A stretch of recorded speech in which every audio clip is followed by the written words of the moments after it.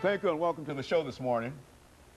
The topic this morning is the civil rights movement in Tennessee, and we're fortunate to have with us Professor Gloria McKissick from Tennessee State University to talk about some of her experiences doing the movement in Tennessee.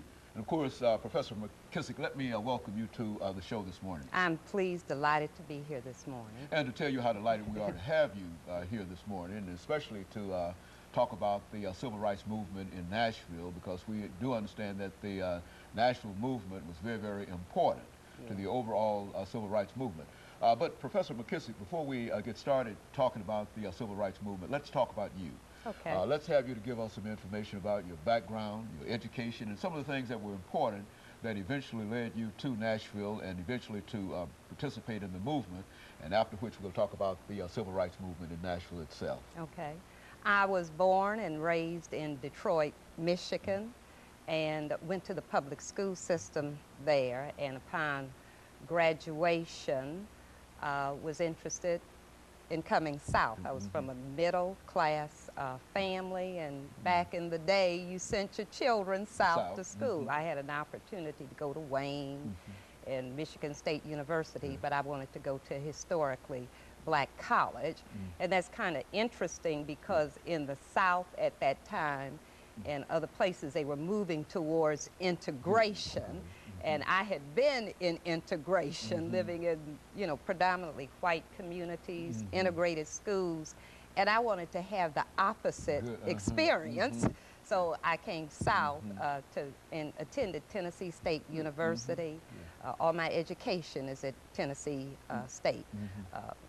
My master's and plus at Tennessee State University, and Peabody, additional courses at Wayne and the University of Northern Colorado and so forth. I taught in the school system for 32 years in metro schools, was part of the integration of the schools, the magnet school program and so forth, a desegregation plan, a lot of things. Facing adversity is what I did. Okay, very good. And have been an adjunct professor of history at Tennessee State University for 16 years now. Taught in the pilot courses at Rivergate and Ball State Community College, teaching African American studies. And so you've got quite a bit of experience dealing with Tennessee State University and the state of Tennessee, even though you came from Detroit.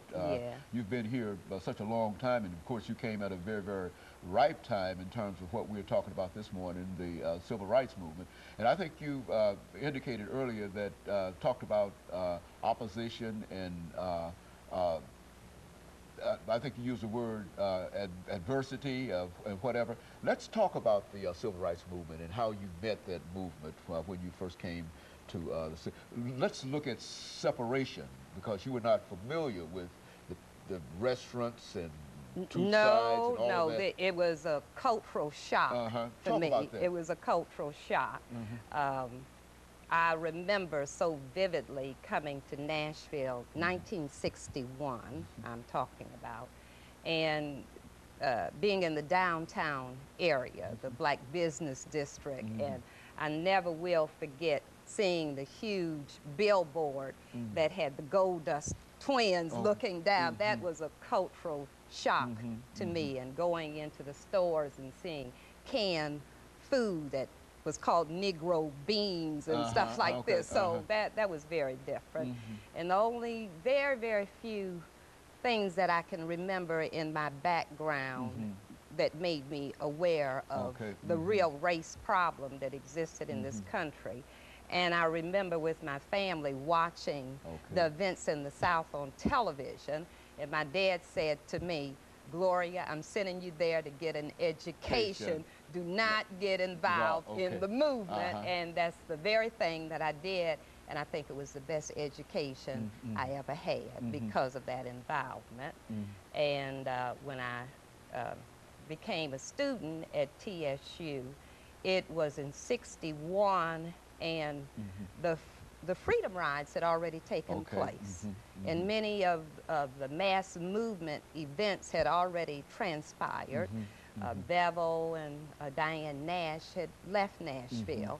So it was a new period in Nashville for the civil rights movement because it was just a few places really holding out. Very good. And of course, let us have this first commercial break here, Professor McKissack, and then we'll come back and we'll let you pick up at that particular point, because I think that the information that you're giving us now is sort of an insider's view in terms of becoming involved with, and especially an insider who was not familiar at all with the racial mores of Nashville and the Deep South.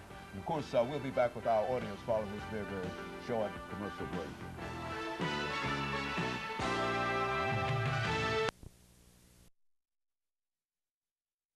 The topic is